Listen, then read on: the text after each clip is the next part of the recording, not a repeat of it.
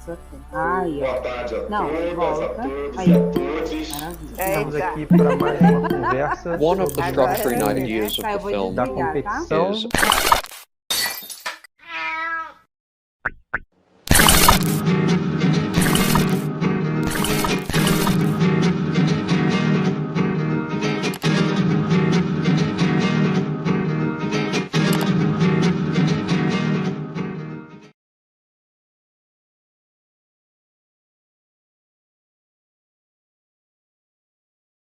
Hello, everybody. Thank you so much for being with us once again. Once again, because last year I was in this position, in this privileged position to be invited by the Oliar de Cinema, by Antonio Juniors and all his team to be part of the festival once again. And it's a festival that I carry in my heart. I had been able to go to Brazil, to Curitiba last year. I won't be able to be this time again, but in this era of Zoom and mask and vaccines, we are able to meet each other through this kind of medium, and it's a privilege, really a privilege to be once again hosting a masterclass in Oleado Cinema. I hope to do my best in order to honor this privilege. With me, according to my point of view, and also from the festival, our guest is one of the most interesting, inconformist filmmaker from our times. With us is Mr. Radu Jude. We are so honored to have you here, Radu, and you are extremely very welcome. I hope that you are okay. Oh, thank you very much for the invitation. Thank you for your kind words. I have only one small request to title the thing not a master class, but a pupil class, because I consider myself a pupil in cinema, like I'm a student class, amateur class. I can agree. I always discuss, and I always have a lot of conversation between you and I. Each time that I praise a film of you, no, I'm not. You're always taking distance from any kind of praising what you do. But I think beyond praising or attacking or whatever, it's interesting to think what you have been doing, because there is certain kind of singularity. So it doesn't matter if you are a master, if you are a student, if you are good or bad. What you are doing is significant. And I think that it's a good point to start. And a good point to start, could you explain me what is behind you? Because I know what it is, but it would be lovely to know why it's behind you. Because I think in that small gesture, there is something to be thought. Yeah, about you actually, as a filmmaker. It's not, I don't know how to, because it's a little bit cropped. It is a photo from the set of The Leopard by Luchino Visconti. And I think it's one of the moments between the takes where the actors which are in the second field in the background are probably waiting for a new take or something like that. And in the foreground, the poor woman is cleaning the set. So I think it's a good image of cinema, of what is seen and what is behind the scenes, so to speak, but really behind the scenes. So yeah. Well, but I think that exactly when I saw that you had quoted that small still or photograph on Visconti's, there was something that in certain ways it is a kind of secret that you have. It is to put your eye in things that maybe it is forgotten to be seen, or there is a denial in order to understand that there is always someone who is cleaning. There is always someone who is behind. And in that particular sense, I think it tells something about your cinema. When we've, this is the mind of the philosopher Roger Cosa, and as I have always telling to my partner for a future film or future documentary that we still have to do it, Cristian Ferencvac, who's a Romanian phenomenology philosopher and translator of Walter Benjamin and of Husserl into Romanian, and also a film theorist. I always tell him that a philosopher could find meaning or something to argue in anything, you know. So that's why it makes somehow, you know, I'm a bit reluctant lately to all the philosophers, to all the thinkers who can use the word so good, so well, and can, it's not, of course not your case, I'm joking here, but this is a real thing where the words can create, you can say anything about anything. That's basically and if you have a lot of how should I say, a lot of good vocabulary and concepts, then it's like the French use always the word dispositif, a great dispositif for any stupid thing, you know. Yeah, everything is a dispositive, and everything is Yes. is an opportunity to call Jacques Rancière and people like that. We have to avoid Yes. that in certain ways. We have Yes to. and no, because I also like to quote, but it's somehow, Yeah, but we have. it's always. But it should be. We should not. Anytime. It's something to be careful a little bit, because sometimes Absolutely. there is a tendency to overinterpretation. There is a tendency to see things Absolutely. where there are not those things that the people are being talking about, and so it's a good point to start. So one of the things that you know, this is a student class, not master class, has been called sketches on inconformist poetics. This is a title that I pick up. It's not something that you propose. I want to tell to our audiences, because Tell it's a it twice. It's not yeah, by me. no, my dear. Proposed. But I like to. I see in your cinema, from especially from Afrin till now, that there is always certain kind of urge to, which I think it came from a spirit, an inconformist spirit, in which through your cinema you are always putting attention in things, in periods of time, in certain kind of situation where there is no reconciliation, when there is something going on, but it's something which is a little bit uncomfortable to think of. And so through cinema, you are exploring those areas of human experience, Romanian history, European history, which also resembles in certain ways what is going on in the past, in the whole world, or nowadays. So I like to firstly to ask why you like in films like in Bird of the exit of trains, or Scarlet Hearts, or Detonation, why you were interested in working with the past and bringing up to the present and vice versa. Like, and I don't care if we go down in history as a barbarians or the uppercase print. Well, I would say there's two things I can say about here. One, which is more complex but shorter to explain,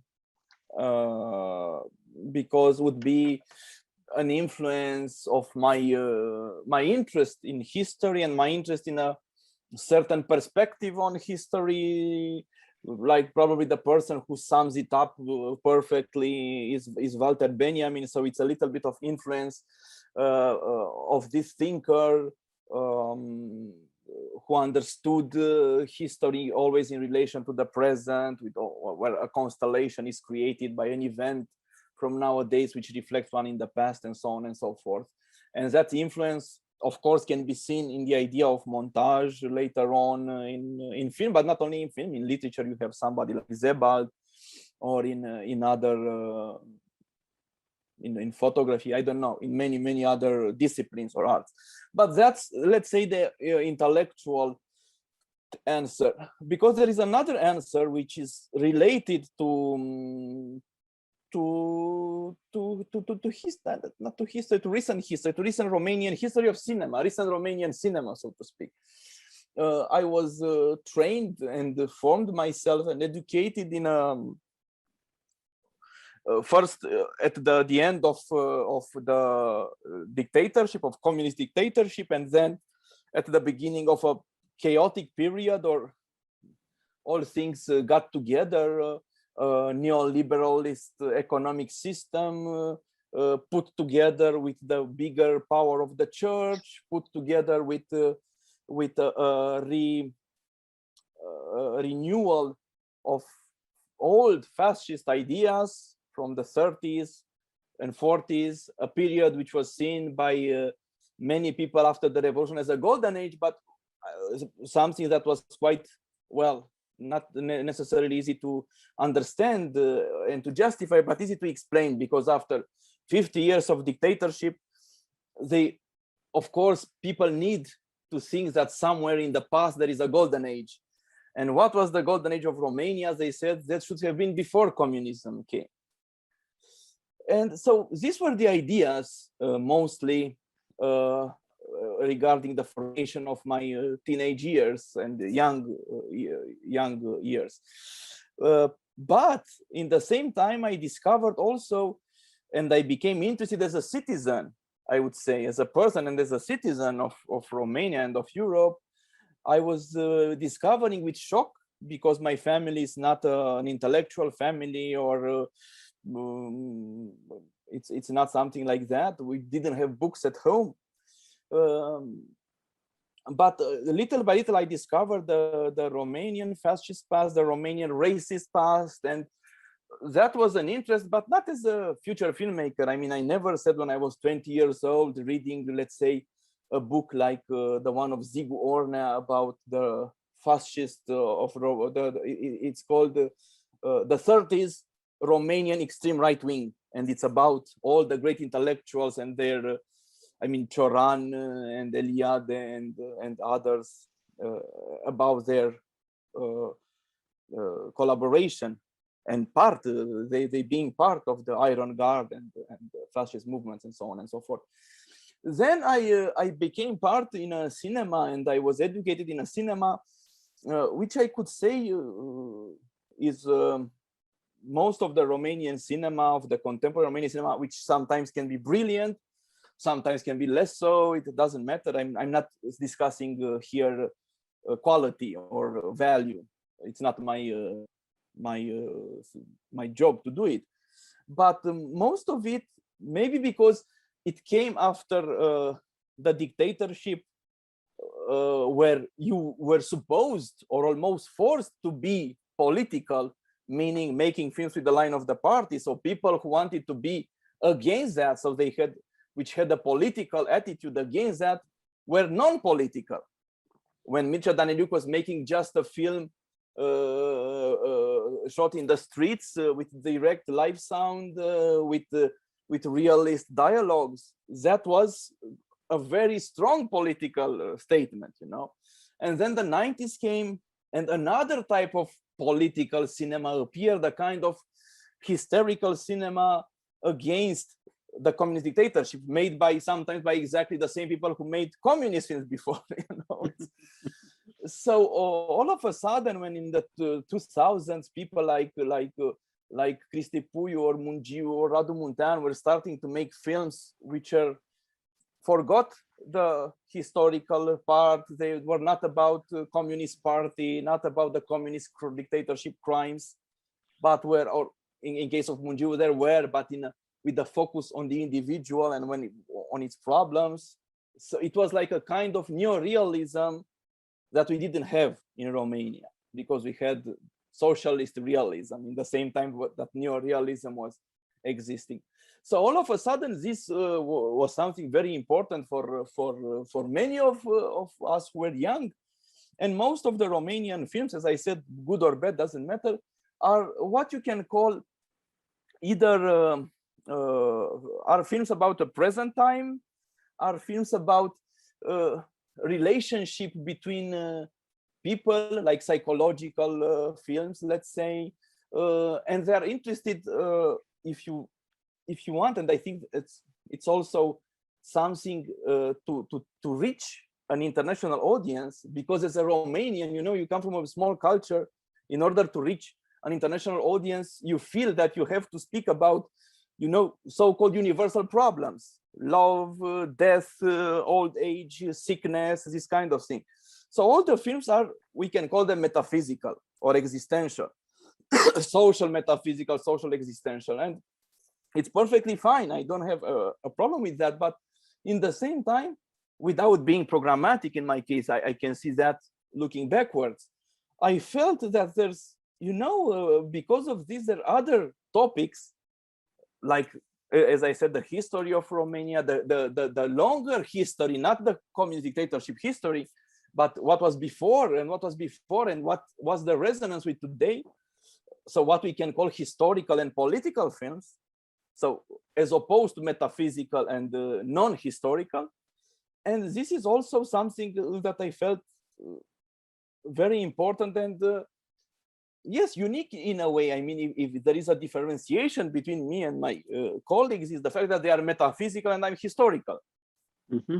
If you want, they aim eternity and I aim the past, or I don't know the.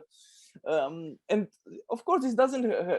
I don't want to say I'm better or they are better and I'm worse. I'm just saying it's still amazing for me to see that these filmmakers or others, younger filmmakers, are still, and I think this is also because they speak easier the language of film festivals, you know, because if you make let's say a love story or a film about death or about sickness or about I don't know, abortion or whatever it is, the existential heaviness of this topic is easy to be understood everywhere. While, for instance, in the case of Scarred Hearts, when I made Scarred Hearts, one of the reviews after the premiere in Locarno Film Festival, I don't say the name because it's not, I don't have anything against the person. I even appreciate him. I even consider myself friend with him. Said, well, the film is so and so and so, but it's full with references to Romanian history, literature, culture that we don't know. And this is, of course, very annoying for an international audience. And of course, I can think if the references were American or French or German, nobody would say, wow, I don't understand, it's too many American references, because it's okay to have American references, but not Romanian ones. So you see, so I think, yes, you also pay the price for that, you know, and I know that, I knew that, and it's okay. I don't have a problem. I mean, I can understand that. It's this obsession, even that you find not only in film festival, you find when you try to finance a film, when you go to the pitching sessions. I know you made a discussion with Pedro Costa and he said never go to a pitching session, but well, I don't know, I have to do it. I cannot, I'm not from Portugal where you can have a living and make these films without, but, much as I admire Pedro Costa, you know. So whenever you go to these, people want universal stories, you know, that's the first thing they say. Oh, but this story is not universal. But for me to be universal is like is to be local. First of all, if I see a film of Lucrecia Martel, I want to see something from Argentina. I don't want to see a Lucrecia Martel film which is nowhere in particular about universal things. You know, it's when I see a Japanese film. It's exactly, you mentioned Lucrecia Martel, and it's exactly the problem that her fourth film, which is Sama, has to go through, because it was extremely local in certain ways, and historical. So it was kindly rejected by the main popes or film festivals, because we have a church, we have popes in film festivals. In Romania, we have patriarchs because we are Christian Orthodox. Yeah, that's another problem from another field.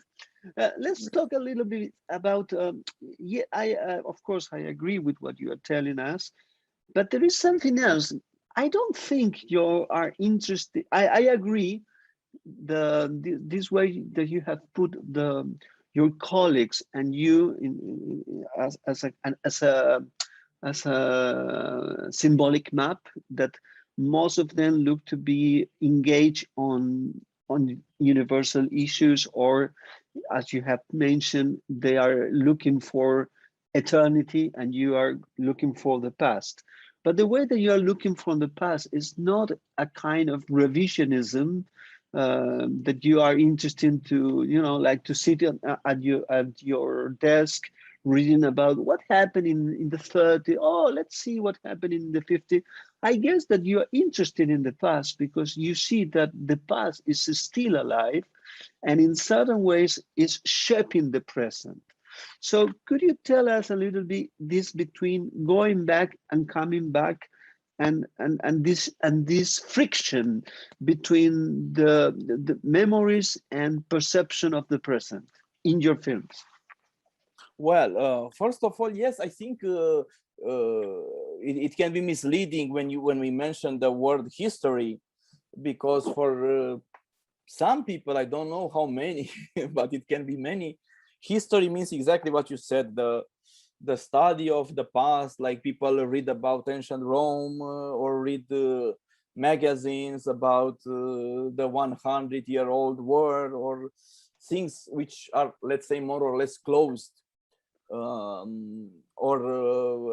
Like in the textbooks in the school, it's horrible. It's the kind of history that they say this king was there between 14th century and 15th century, and he did this battle and this battle and that battle, and the peace was signed, the treaties of.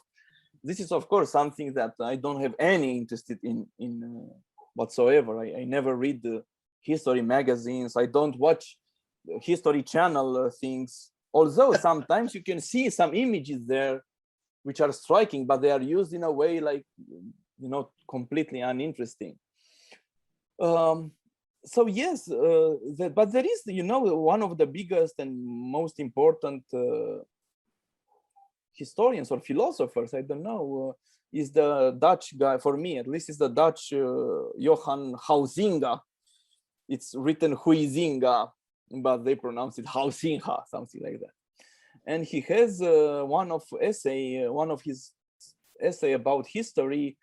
He speaks exactly about that. He said there's no use to study history if it's not with the eye to today's life, today's problems, today's contradictions. I don't know.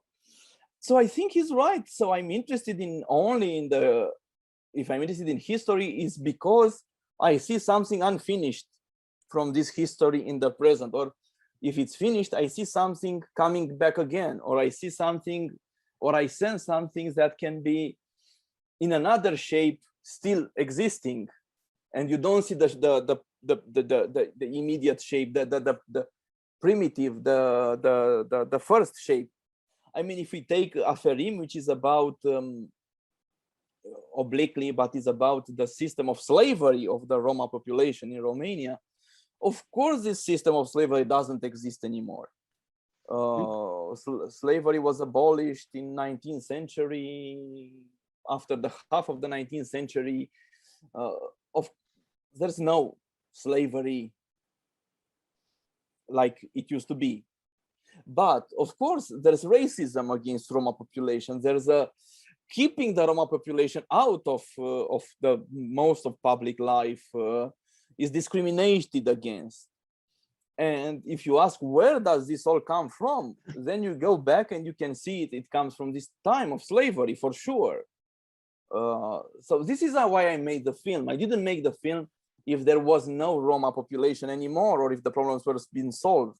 I would say, well, no need to make a film about that. So yeah, in this and some, it's still a film that that all the time where people, something happens to some Roma, or there's some discrimination against that appears in the press, people are still even sharing Aferim on a YouTube link, a bad YouTube link, but I don't care. That's the possibility. or mention it. So I think it's a film that, even if it was controversial when it appeared and so on and so forth, and maybe it's not very good, I don't know that, but it still strike a chord, because for some people reconstructed a little bit of the origin of this problem, which was not talked about.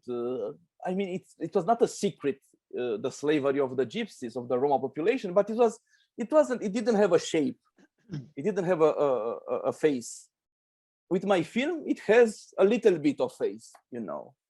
Probably with 20 other films, it might be even better, but they are not made, you know. Well, that is a particular point. There is a missing space about who are being aware or taking care to do this kind of dialectics between past and present, present and past. And as far as I see in the Romanian cinema from our era, you are the one. But I don't see you as an exceptional case in Romania. I think you are one of the few filmmakers who are interested in working in such a field in European cinema. And I would say maybe it's beyond that. So it is very interesting to discuss this. There are many ways to go to the past and coming back. On one hand, you could absolutely made a kind of reconstruction of a period. You have done it in Anferin, you have done it in certain ways in uppercase print, in certain ways, and also you have done it in Scarlet Hearts. But you also could use archives in order to explore that. Can you tell us your way of thinking when you are working on a reconstruction period? In what are the decisions that you're thinking on, and what are the decisions that you're thinking on when you are working with archives, like in Dead Nation, like the exit of trains? Because it is a very different approach. Yeah. Well, first of all, I think some of the things come from the praxis, from practicing cinema. Because, for instance, when I did Aferim, you say that it's a reconstruction,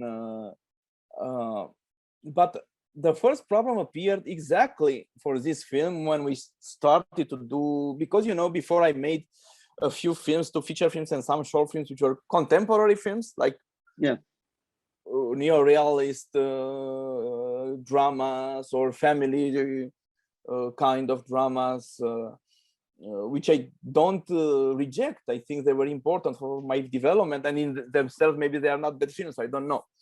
But, and I'm even, my new project is a project which is also a contemporary tale, so to speak. But then starting to make Aferim, to make a film set in the 19th century, the problems appeared. And I still don't understand filmmakers that when deal with these similar problems, they don't solve them, in my opinion. Because, of course, the first impulse is, okay, the film is in the 19th century, we make the sets, the costumes, the research based on that, and then we shoot the film to create that reality. But all of a sudden, when you do that, if you're honest and think about it, you discovered that that reality, of course, doesn't exist at all. It's a total fake. It's a complete reconstruction. It's a complete construction based on the few information that you have on some drawings, some text, some, I don't know, some paintings, and you reconstruct it and you pretend it's the past. And I think that's always a bit wrong. So that's why I put 2 filters in Aferim. One is the filter of the genre of Western tropes, which should make the viewer alert that the fact it's a cinematic representation and not reality, because of course we didn't have Western world exactly like that in Romania. And then something that probably is not doesn't get very well in the translation is the language. Because all the language of the characters, most of what they said, 90%, is taken from literary texts of the same, more or less the same time, the same period, because the problem of reconstruction of language is crucial. And of course, it's, you know, I mean, if you ask how people spoke in the 19th century, who can say that? What does it mean? Because not everybody speaks the same.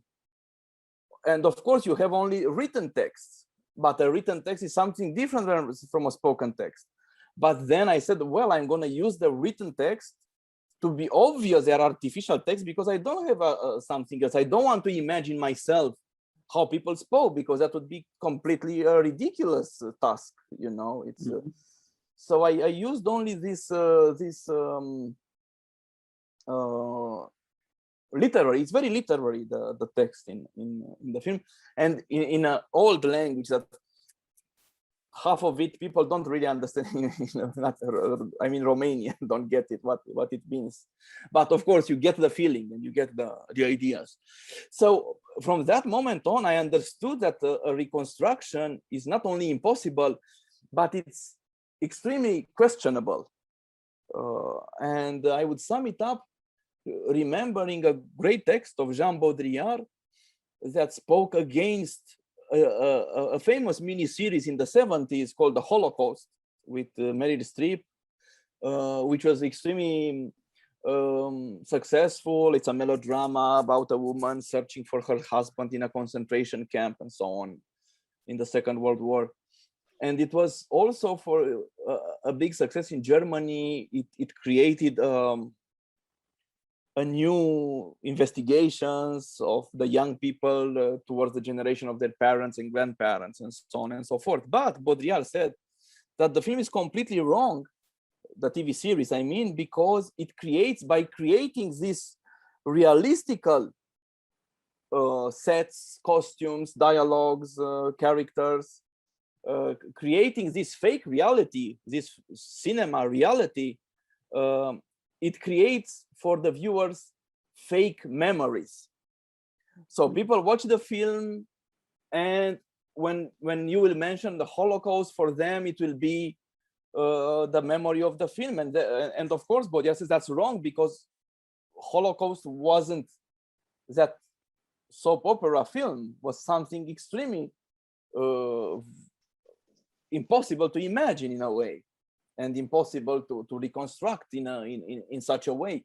So without being, I don't know, unacceptable.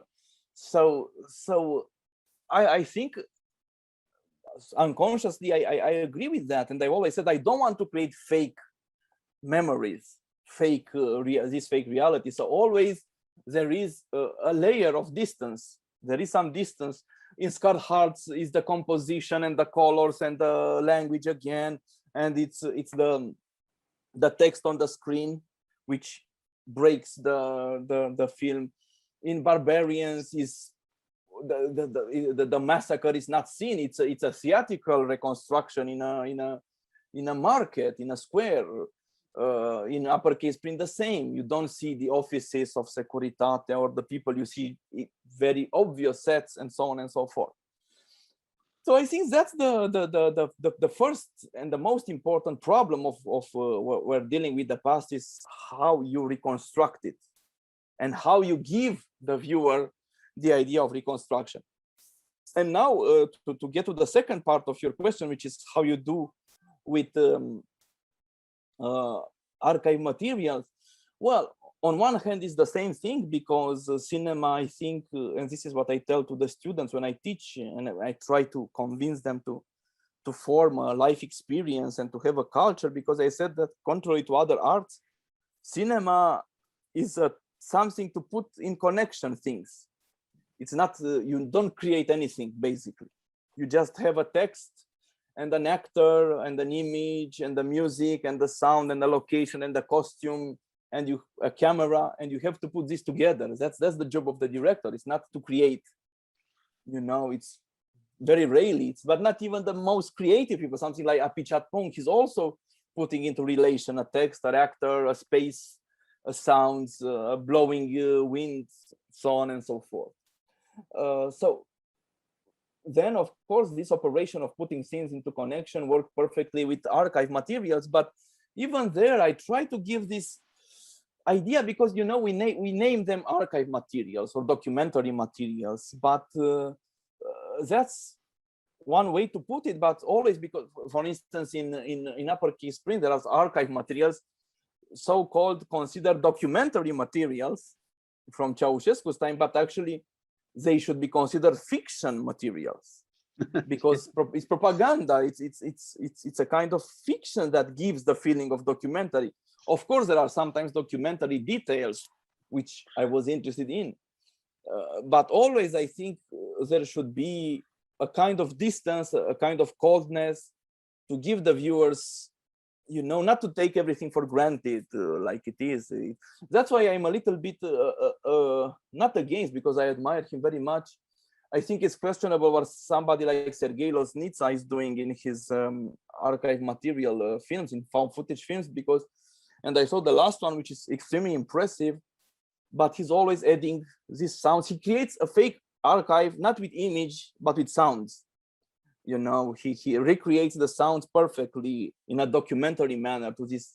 So I'm not sure this is a good way to do it. I think it's very effective in his films. It works very well, but I still have a question mark about that. Mm-hmm. I try more to let the viewer see the artifice and the artificiality of even this material. There is a book of Natalie Zedmond Davis, which has a great title that says it all. It's called The Fiction in Archive Documents. So yeah, it's always, as we know already, there's a big discussion, or we should know that there's always a fiction element in a documentary image and vice versa, something documentary in what we call a fiction. You know, it's always that. It's always that. So, so to speak, there is always a concern on you how to create a certain kind of distance in order to be always recognize the idea of representation as such, which is always a representation. It's not a presence of the past, and it's not a presence of the present, so to speak. So this distanciation seems to be crucial in your method. Am I right? I think it's crucial, you know, everybody who wants to make this yes, it is crucial, and I think it's I have something problematic because this is considered this is no emotion, no place for emotions, people say. And of course, another mantra of film industry, film festival, film critics, film pitchings, apart from being universal, is being emotional. And people say, "Oh, an emotional film. We need an emotion. This is not emotional." So it's not. First of all, I believe that emotional is, you know, I read about a mathematician who cried reading the solving of a theorem because of its beauty. You know, so emotion should appear from anything where there is truth, where is just a just direction. There is emotion as well, in my opinion. And then I think it's and I put this quote in the film, in my last film, in Bad Luck Banging. There is a quote from Kundera saying that why do we believe so much in the heart and not in the brain? Why do we live under the dictatorship of emotion, of sentimentality? Because of course, he says, massacres or crimes are done with the brain, but also with the heart. So it's not that the heart is superior to being rational. On the contrary, I would say. So this is the first critique that appears all the time. Oh, it's too cold. It's not emotional enough.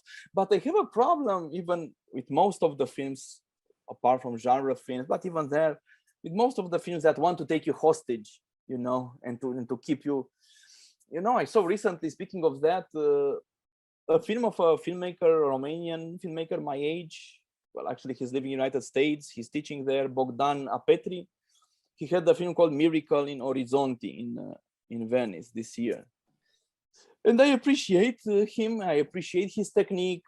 I appreciate, but it's, you know, it's really one of these films where there's no, it's about some murder, some rape of a woman and a police investigation and everything done on the verge of realist police investigation, on the verge of a genre film, and on a verge on a Bruno Dumont film, because it's something mystical happening or not, we don't know in the end of the film. And I really was, I felt the need to take a distance from that, because I felt taken hostage, you know. And I said, okay, I understand, it's tension, is this, is the investigation, the rape, miracles, but what's the idea behind all that? And I didn't find any idea that I would be comfortable with. On the contrary, I found everything to be extremely conservative and extremely only metaphysical. Although, you know, I really cannot accept that somebody can speak about the faith and about the church in Romania nowadays, not to mention the reactionary of this institution, the reactionary side of this institution, which is bigger and bigger. This doesn't exist in the film. It doesn't exist. It's like it's not. It's like the church is something like a gym, you know, and it's not like that. It's yeah. So yeah. But I understood what he did that, and he did it brilliantly. He's a very talented filmmaker. Nothing to criticize here. The actors are brilliant. But you know, to take you hostage into a world like that, no, not for me. I prefer always a film to be an invitation to the viewer to think together. You know, I would quote, you have a Wittgenstein book behind you, and I remember this quote. Of course, it seems that I'm comparing myself to Wittgenstein, but no, I understand him. I think it was in the Tractatus, where he says at some point that this book is just or in a philosophical investigation, I don't remember. I know, I think it's in Tractatus Logico Philosophicus, where he says that this book is just a staircase.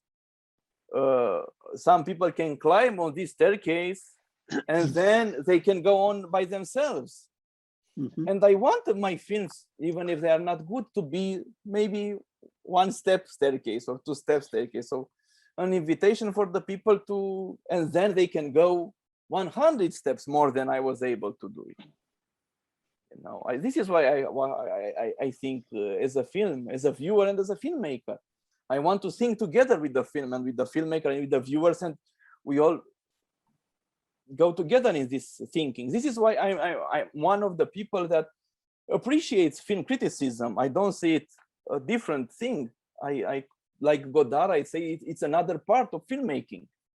Mm-hmm. Thinking about cinema and writing and analyzing cinema is and should be also a part of cinema. So I'm interested in that. It's of course, most of the times it's unreadable, you know.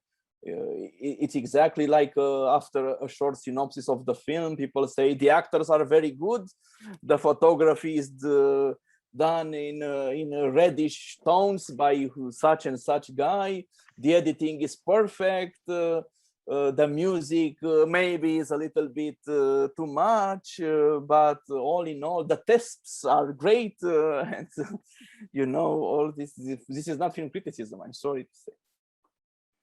There is something which is very interesting you have mentioned, and I will go deeper to this. When you were talking about the last film and the previous last film by Mr. Sergei Lodnitsa, who I also appreciate, but I have some, especially when he's working with archives, it's something to be discussed. And I'm taking advantage that you have mentioned to go back to this. When you see a state funeral, for instance, again, there is a kind of working on the sounds. We are not about to talk about this film, but I want to put attention on this. At the same time, there is, through his understanding of montage, the editing of the film, it seems to be that he's using a whole material. There is a kind of teleology in the film, because what is important is exactly at the very end, when there is a couple of sentences which regroup and signifies once again what we had been watching. If but you at the didn't same know time, it before, if you didn't yes, know before. Yes, but if you see what you see in the film, the images as such, the images is telling something which goes beyond what the letters are print. Because there, as you said, yes, it's true, there is a kind of fiction in the archives that Ceaușescu and his people used to compose. That is true. But at the same time, you put that kind of a staging way to counteract that through the theater or empty space TV set where the characters are talking. They are not talking like typical human beings. They look a little bit Bressonian in certain ways. It's not exactly, but there is that. So in that, there is a strategy from you in which the archives are being questioned by this setting and this way of speaking, because the mentality from you are recreating and exploring and mindset and a way of being from the past and put it in context and in friction with that period archetypes. I don't know if I make myself clear, but I think that strategy is absolutely interesting to put there is a shocking movement in that. Yes, it's a dialectical movement, I would say. It's a montage, but this is something that I think was mandatory for me, because as I said, the film comes from in my mind. Not, I always receive, emails or Facebook messages from people saying, "Why don't you make a film about this story or this topic or this book or whatever it is?" And they are always right. I mean, why not? But I say, I don't have any idea. I mean, cinema idea about these things. So I cannot make a film without having an idea about the form, not only the topic. It's not the topic. Somebody said, make a film about Emil Cioran. No, it's not. Isn't it a good idea? He asked. I said, yeah, it would be a great idea, but I don't have a cinema idea, so I cannot make a film. So in this I would love to see a film by yours about Cioran. I would like to see a film of anybody about Cioran, but it's so in this case, it was, of course, the idea was to make a clash, as you said, between two sets of documents. One is the documents of a Securitate file being brought to life by actors reciting it, but it's basically a text. And this goes together or goes against to another type of materials, which is the propaganda material. So it's like the most official materials were the television materials, and the most secret materials, which were the Securitate, the secret police materials. So it's a clash between this. And I think it's something, I'm proud of that film, and I'm proud of Gianina Carbonariu, who wrote a documentary play before that, where I took the inspiration from. And well, then it was somehow, of course, criticized. For instance, Andrei Gorzov, who's probably the best Romanian film critic, said, well, the film is good, but it's a bit monotonous. Yeah, and I think he's right. But in the other hand, I would say in my defense that that was the idea of this film. So it had to be like that. It had to keep this principle, even if it becomes predictable, so to speak. So I think he's right. But in the other hand, as I said, I would say that, yeah, but it's a film based on one idea, not many. Maybe it's not enough, or one or two ideas, but I wanted to have this idea expressed. And mixing also film theater, and there's nothing that the filmmaker considers to be worst saying about him or her, but that he or she is making film theater. Mm-hmm. This is the most insulting things for many people, and so I wanted to go against this idea. And let's remember Serge Danet, who said about a film that it's filmed cinema, and I think I understand what he means if it's such a conventional way to make cinema. It's not cinema anymore. It's filmed cinema, like film theater in a way. So yeah, I think that's my answer. It was this desire to clash these two types of documents, to use a little bit the ideas of Eisenstein in this form. It seems to be that for you, it's one of the main sources of your poetics. Recently, you have done a film made by an idea by him. It's a short film. It's Caricaturana. Yeah. And it seems to be that for you, it's an important. It's not. I wouldn't say the word inspiration, but it is like if you were. If you feel part of that tradition, if I am able to say that, don't you think so? Or how do you see that? Completely. It's something. Yes, Eisenstein is very important, of course, as a great filmmaker that we all know about, but he's also a great, even more complex in a way in his writings. Because some of the films he couldn't do, some of the films were destroyed, like and I'm thinking, to make a film based on the screenplay of Bejin Meadow of Eisenstein and Isaac Babel. I want to do something with that.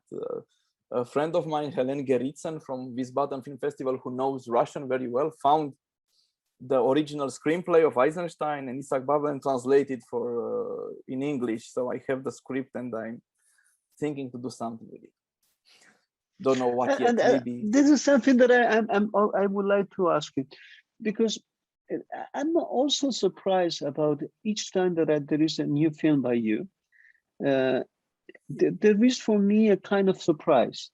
You have done recently a kind of very intelligent essay on toys, which is called Plastic Semiotic.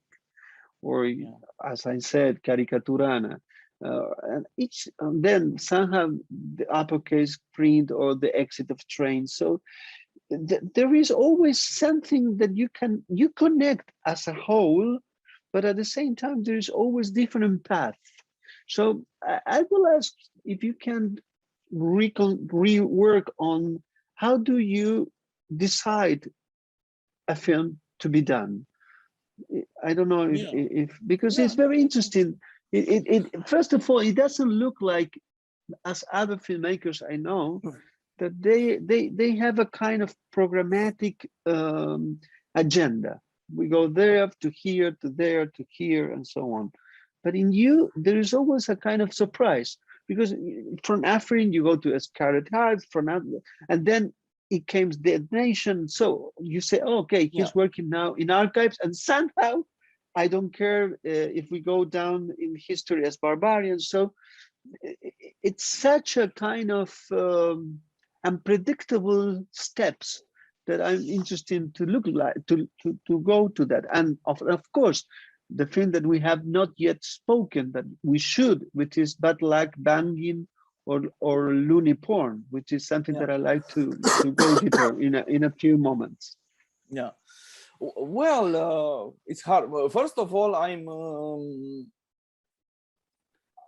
unable to have a poetics or a philosophy, a personal philosophy or a personal obsessions to follow. I mentioned I saw Memoria by Apichatpong Virasetakul, and I consider it a huge masterpiece. And it's, of course, the film of someone who makes the films from his own substance, so to speak, from his own dreams, from his own visions, from his own interior world. Like David Lynch is also maybe like that in a way. Partially, at least Tarkovsky was like that, partially Fellini, I don't know. This is a blessed case of great artists, of great visionaries, I would say, that somehow their inside world is so big and so rich that when expressed becomes something like when you see a film of David Lynch, is, oh my God, it's always I'm thinking, but my interior world is so poor, you know.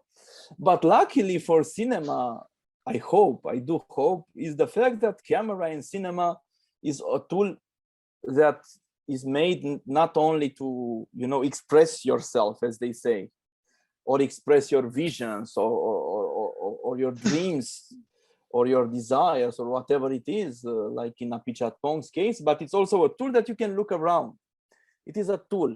It is a tool, like montage is a tool to look at the things. And then if you're curious about things, then you discover that you can use this tool like a microscope. You can study today a plant and tomorrow a bug and the day after tomorrow your finger, or I don't know.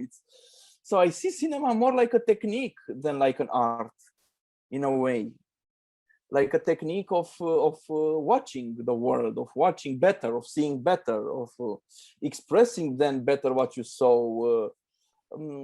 So from this point of view, I don't need anymore.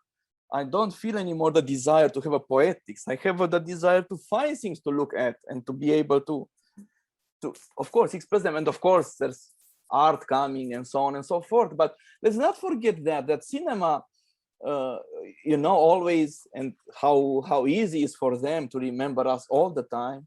Sometimes film critics are doing, sometimes producers, sometimes industry people, they always say, you know, cinema appeared because as an entertainment thing. It was projected in tents, in circus in the first year. So this is the origin of cinema. And I always say, of course, this is the origin of cinema, but there is one other origin that you forgot. The films of Etienne Jules Marais, the films of Muybridge, where they use cinema to study how a horse is galloping, how a cat is falling down, how a man is going. You know, I read recently the last book, I think is after his death, The River of Consciousness of Oliver Sacks, the neurologist. And he mentioned that when he was small, when he was a kid, he wanted to study how the trees go, you know, how a tree or a plant works. So he made every day one photograph from the same point of the plant. And then he made the flip book. And he was doing like that and seeing how the plant went about. So this is cinema. This is a cinema thinking. You know, Oliver Sacks needed cinema, needed images and this succession of images and montage in order to see better something that he couldn't see with his own eyes.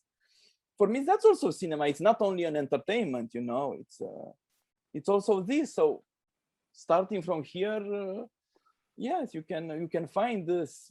There is this book which I don't particularly like, but I like the title, a book of Richard Brody about Godard, which is called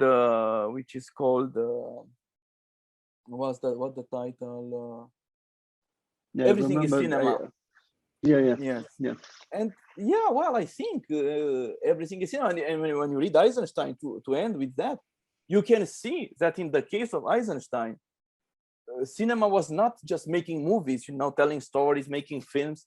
Cinema, when he was, you know, what he sees as the first case of color cinema, Eisenstein, he says that the first color cinema is the projection of the glass in churches, the color glass on the floor.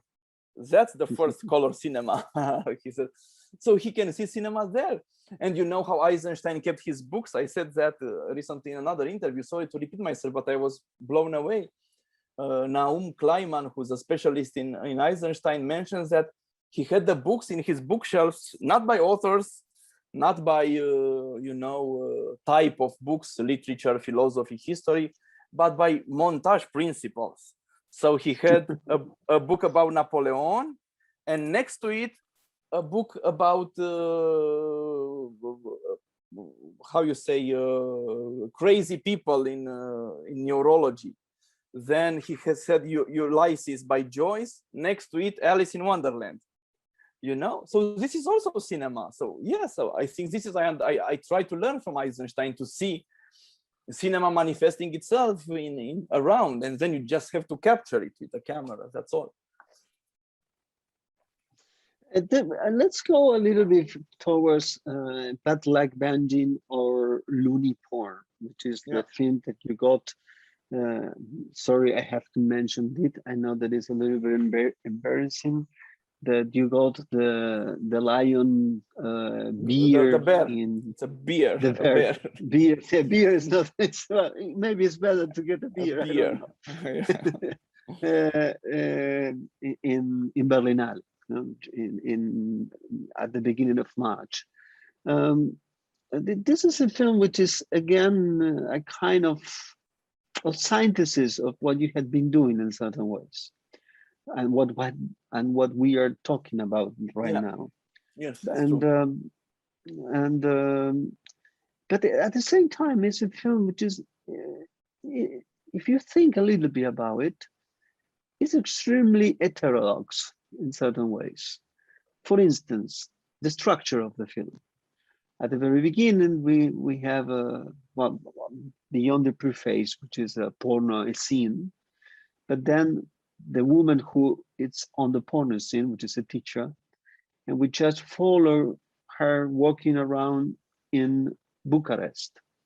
So there is a certain kind of poetics in that particular section of the film, in which we see, on the other hand, what is going on in Bucharest after the big pandemic moment, and the way that the camera works from left to the right in a kind of different movement camera, have a feeling, an understanding of Bucharest nowadays. Then all of a sudden you have the dictionary, which is something absolutely crazy, because you introduce things from Romania, from Europe, philosophical stance, political understanding of the certain period of Romania and Europe. And then we have the end, which is a kind of it's a kind of joke in certain ways on all those things that we have seen in Hollywood about on court films, where people go to defend themselves. And so it's a film that, if you see it as such, it's a kind of it's what Frankenstein, Dr. Frankenstein couldn't do it, because Frankenstein was at that reconstruction of a human body, which it doesn't work, but your Frankenstein works, and it looks organic. So I was absolute, when I saw for the first time, I said, this guy, I mean Radu, is working with such a freedom in certain ways, because to put all this together, you have to believe you have to believe in what you're doing, otherwise you cannot compose this. So can we talk a little bit about this structure? For instance, the middle section, which is the dictionary. You know, to incorporate the dictionary in the middle of a film, which seems to be typical, a typical evolutionary tale film. Somehow there is a dictionary which takes like 30 minutes, 25 minutes. I remember the length of that section. Yeah. Can you talk a little bit about this?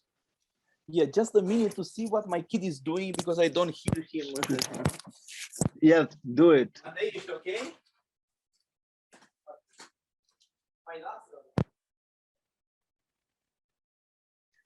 You see, this is live. You're not pretending anything.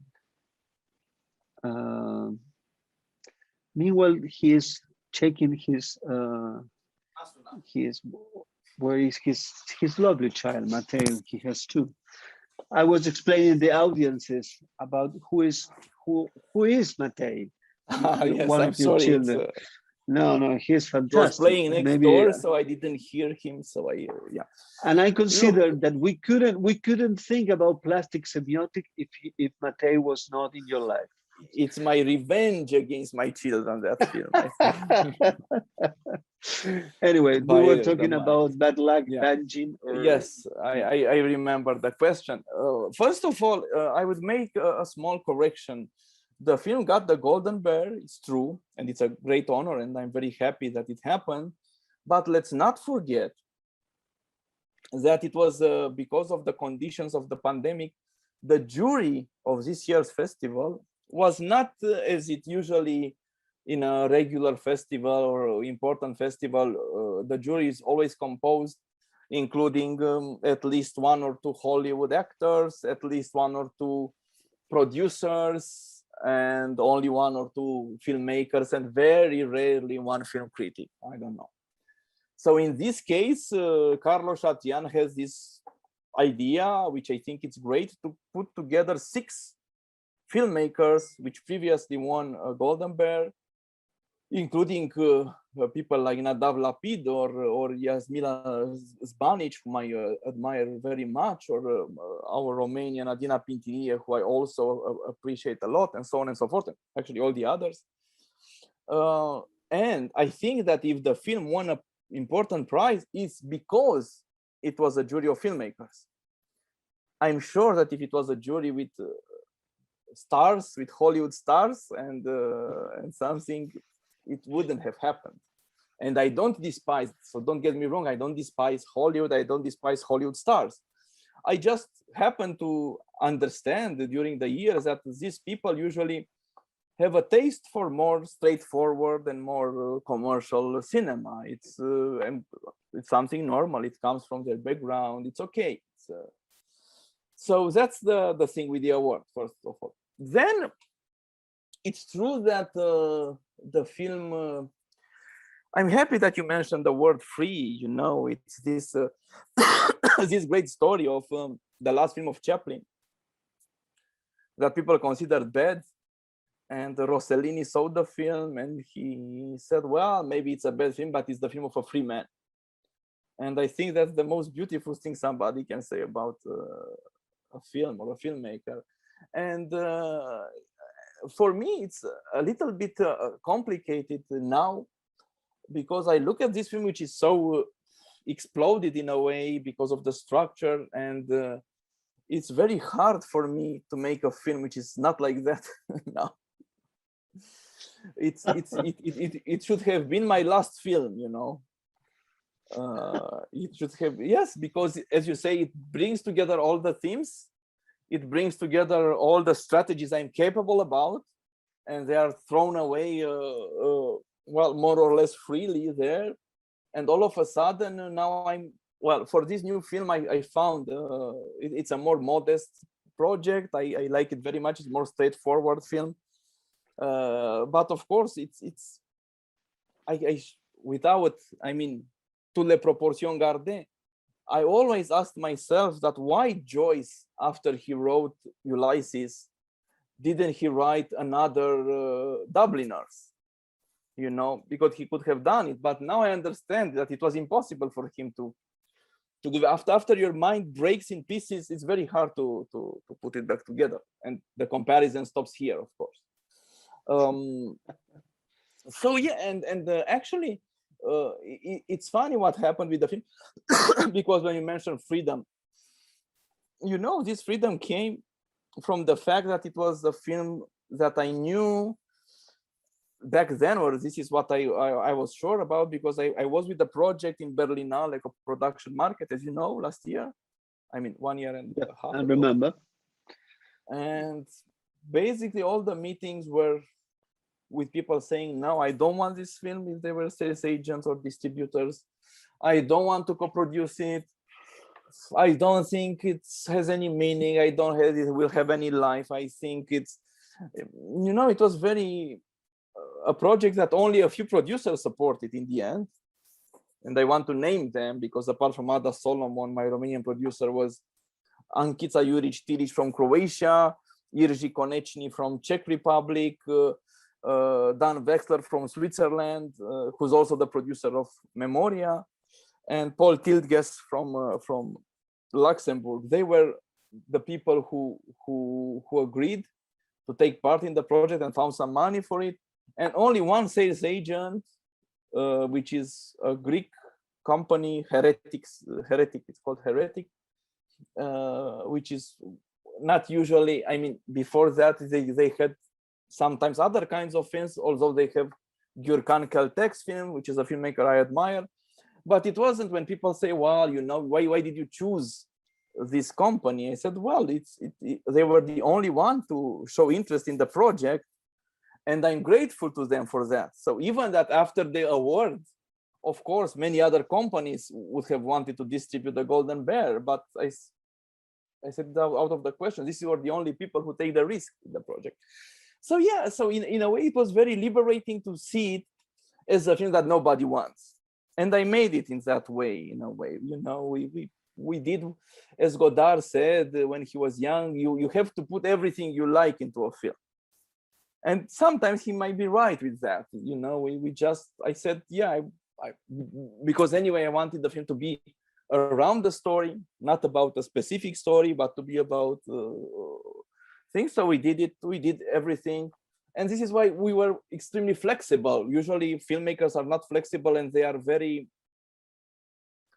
proud not to be flexible, you know, to say, you know, I have one idea and I fight for it till the end. I didn't fight for anything here. If an actor said I go, he could have gone. If an actor said I can come only 2 days, I said, okay, come these 2 days and we see what we do. If they say we cannot shoot inside because of the pandemic restrictions, I said we move the scene outside. I said that we put masks on the actors. I said, so I accepted everything. It was a very Zen or Taoist attitude, if you want to go on a higher plane. Da, Matei. Nu se poate acum. Stai să termin asta, te rog frumos. He's Matei. You cannot see it because he's in the background. There is Matei, my friend, by the way. Matei. Yeah. So, Radu, I would like to ask you about certain kind of microscopic decisions in the film. It's very interesting in that Lac Bangin or Looney Porn at the very beginning, the strategy to follow the character walking on the street. At the same time, it's one of the few films, after all, which has, in certain ways, capture what was going on in 2020. Because if you see other films made recently, they don't. It seems to be that the whole pandemic is off screen.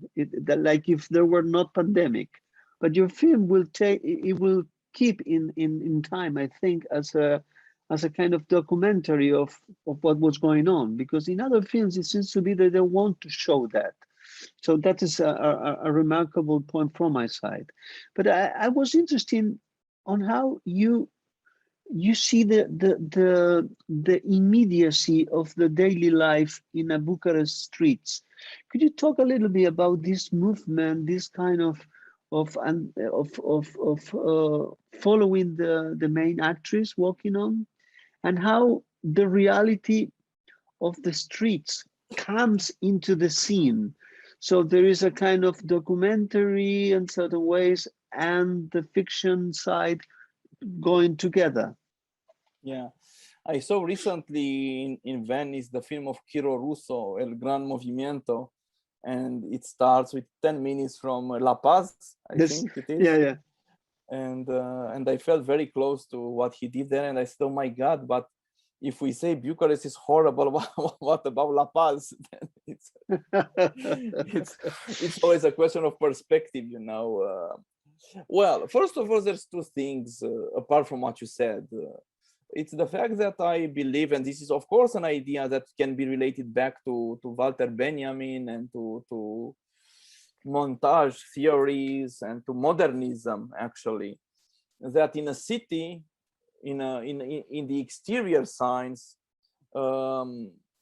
if there's this, if you apply this hermeneutics of urban signs, you discover something about what's behind, what's the mentality that creates it. what's the work behind, what's the use of this, what kind of societies that create these things. It's exactly that we always do that, or sometimes we do this with historical sites. If you go to a palace, I don't know, to Schönbrunn in Venice, in Vienna, and you look and you see, okay, this kind of people lived here, this was their life, these were their values. Or if you go to Pompeii, you know, and you see there and you try to interpret what kind of life these people had, but we don't apply this to contemporary life most of the time, I think. So my idea was to say, okay, let's take a straight line in the city from closer to periphery to the center, to the historical center, and let's see, let's put the character there to walk mostly, then let's stage a few things that we observed. So it's nothing invented in itself, and let's see what we can see about this city. What's the lessons we see? What's the community behind it? How is this community? What's its values?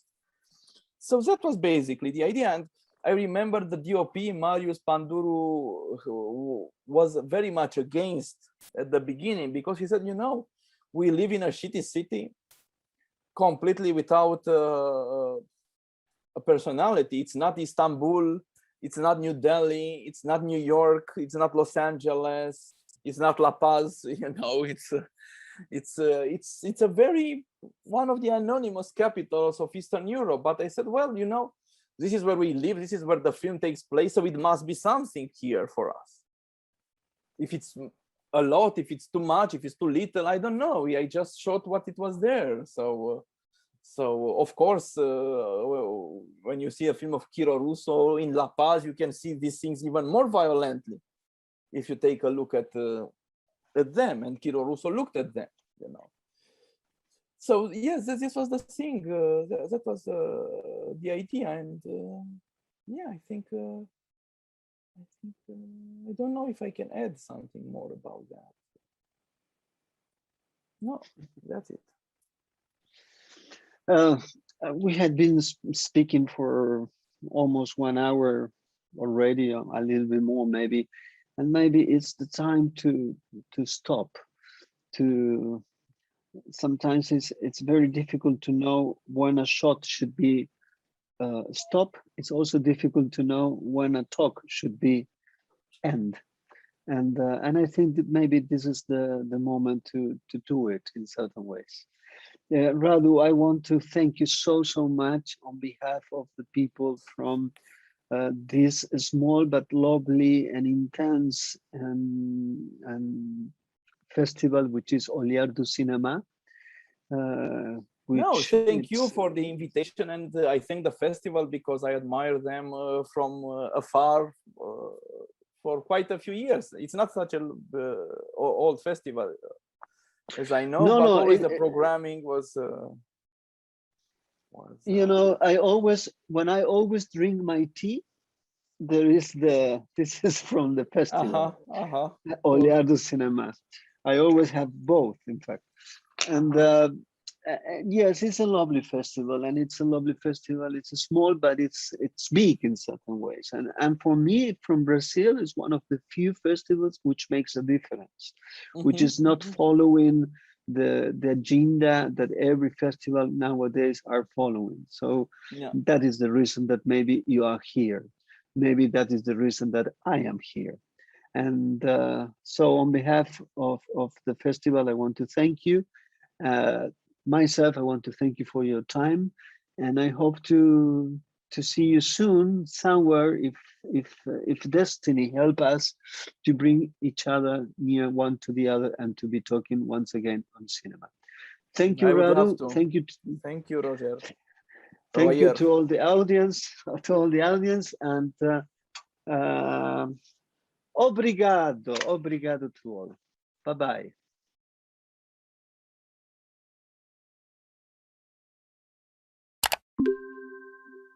Boa tarde a todas, a todos e a todos. Estamos aqui para mais uma conversa. One of the structuring ideas of the film da competição.